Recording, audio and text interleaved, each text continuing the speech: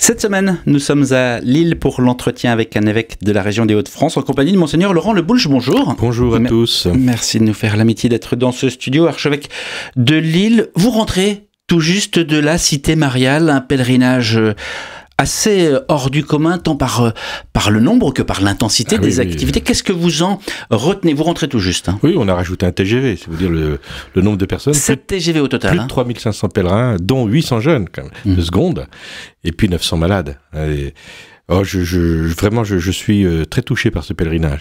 J'ai trouvé vraiment une belle progression dans la communion diocésaine, vraiment une vraie fraternité. Pourtant, on était nombreux, mais vraiment une ambiance, un climat de famille. Et puis je crois qu'on est allé un peu plus loin encore dans la proposition de l'évangile, au cœur de l'expérience de la foi. J'en veux pour preuve le pari qui a été fait, parce que moi, j'estimais que, bon, on envoie des jeunes, ils viennent d'abord pour servir ces malades, et c'est vraiment les personnes malades qui évangélisent les jeunes. Ils sont tout surpris de voir le comportement de foi de ces personnes en souffrance. Ça marque terriblement les jeunes, et on comprend. Mais il me semblait important de leur donner une nourriture un peu spirituelle, un peu plus forte.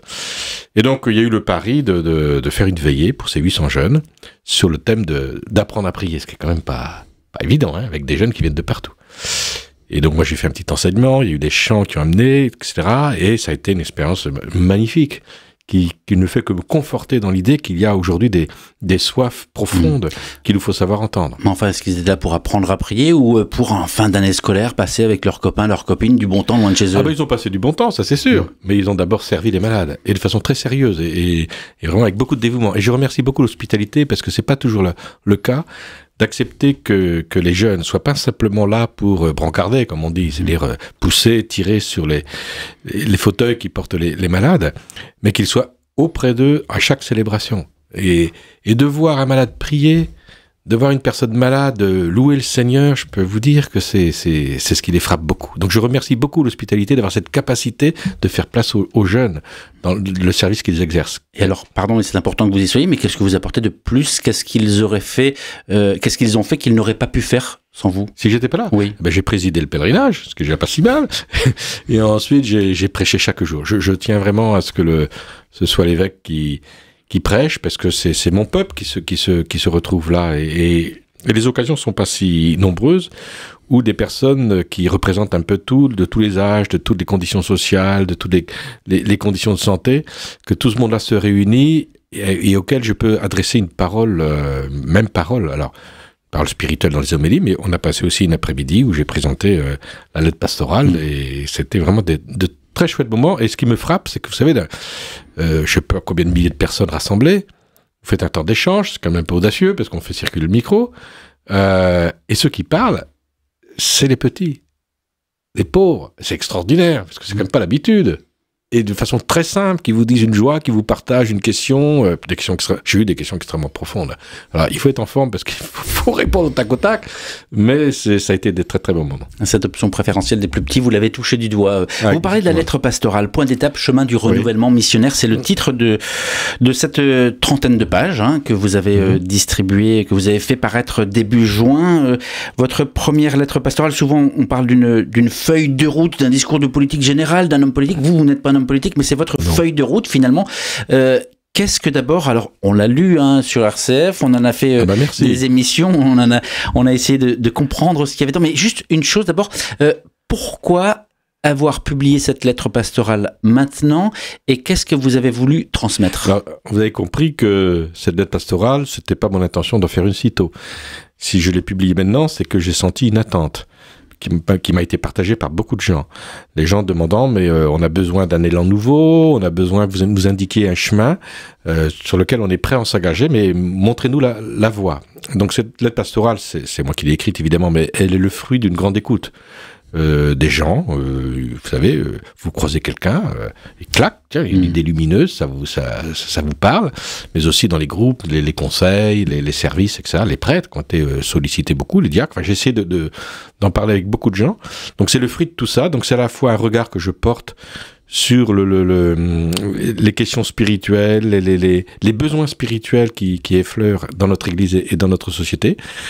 Et puis, c'est d'inviter à un chantier qui a déjà commencé, parce que c'est un rapport d'étape. Ça veut dire qu'on a déjà entrepris des choses avec ce chemin de renouvellement missionnaire, et on va on va continuer, voilà. Et puis j'annonce même des chantiers plus à moyen terme. C'est ça, il y a pas mal de chantiers qui sont annoncés. C'est vrai que ça accumule beaucoup de choses, ça fait beaucoup de groupes de travail, j'en suis conscient. On est en plein chantier. L'esprit missionnaire, là, votre volonté missionnaire, elle est claire et nette. Oui, c'est que le monde d'aujourd'hui nous appelle et à nous réveiller, à nous relancer dans la proposition de l'évangile. Donc après, il faut s'entendre sur de quelle manière on va le faire et quelle est cette mission. Et puis, donc il y a ça. Il y a aussi donc l'invitation à chaque baptisé, parce que vraiment, c'est chaque baptisé qui est concerné. Et là, j'ai vu à Lourdes. Vous savez, à Lourdes, il n'y a pas que des gens du pratiquant habituellement tous les dimanches. Il y a toutes sortes de gens. Et j'ai eu le sentiment que cette parole les touchait. Enfin, cette mise en responsabilité des baptisés, même si elle est un peu nouvelle pour une certaine génération, elle touche. Voilà, donc c'est un peu l'idée d'embarquer tout le monde dans ce témoignage missionnaire, et puis de nous laisser travailler nous-mêmes, parce qu'il n'y a pas danse dans l'évangile sans nous laisser travailler nous-mêmes par la parole qu'on reçoit. Monseigneur. Alors, et puis je termine là-dessus, avec une proposition de parcours qui... Alors, il y a une équipe qui est en train de mettre en place tout ça, parce que la lettre annonce les grands chantiers, maintenant il faut les traiter.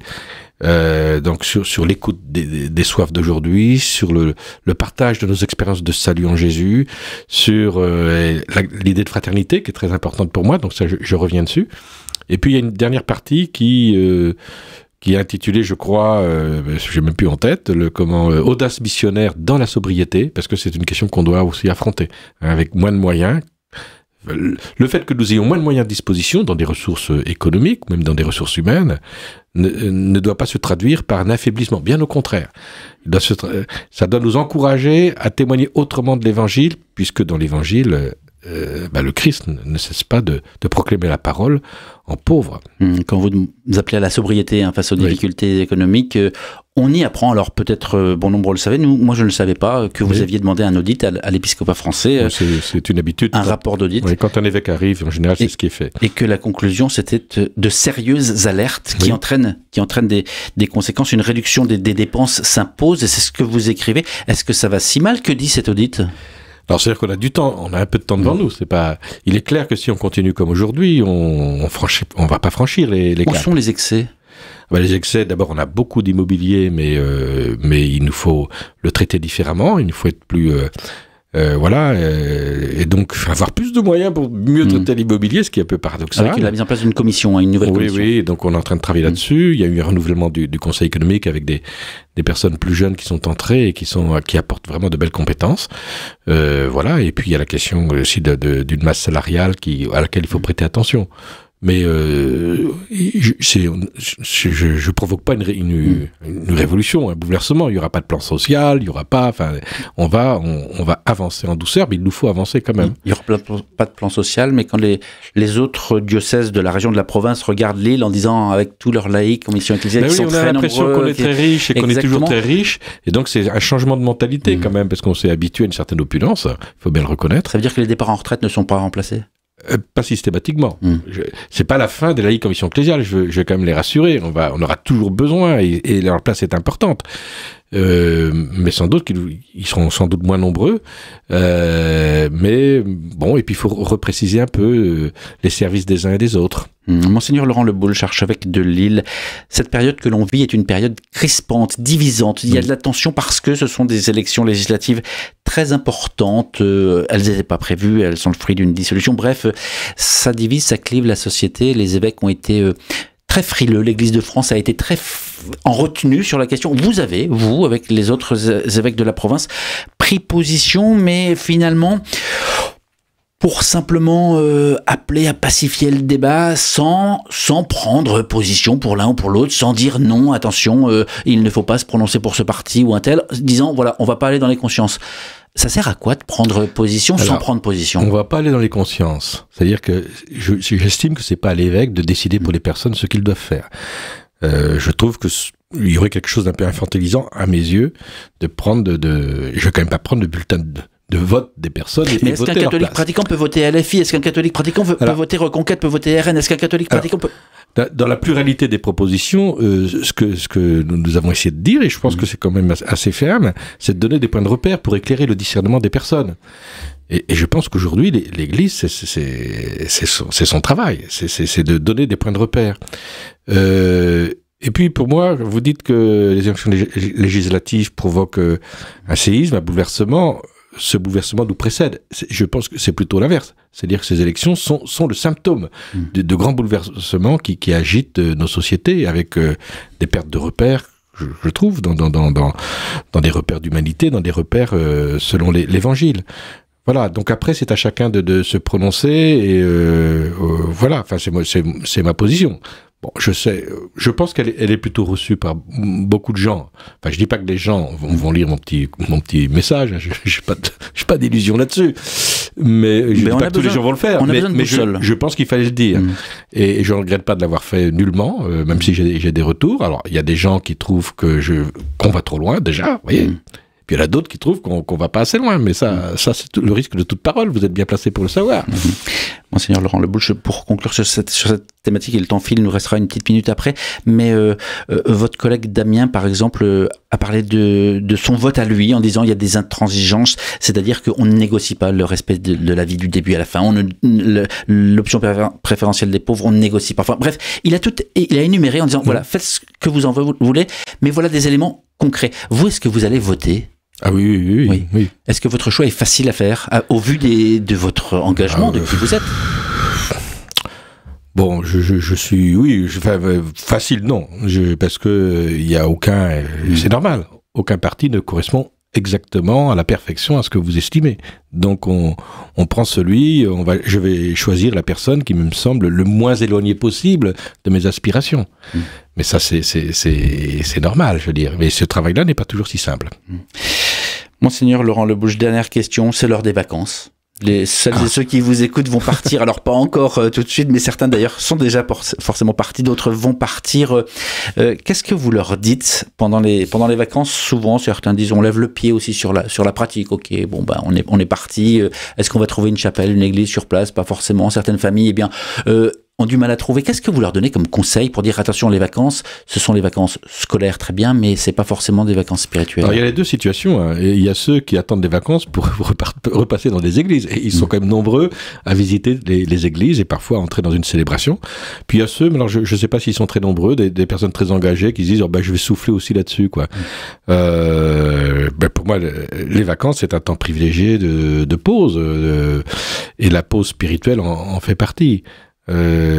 Pour moi, en tout cas personnellement, j'aspire à avoir des temps de silence, à prendre un peu de hauteur et de profondeur. Alors, je vais pas faire que ça, bien sûr, mais je trouve que pour moi c'est très important dans les vacances. Et puis la vie chrétienne, elle est pas sectorisée. Il y a le temps du travail et puis le temps ne fait plus rien, quoi. Enfin, c'est une manière autre d'entrer en relation avec le Seigneur, avec nos frères, mais il nous attend à chaque instant.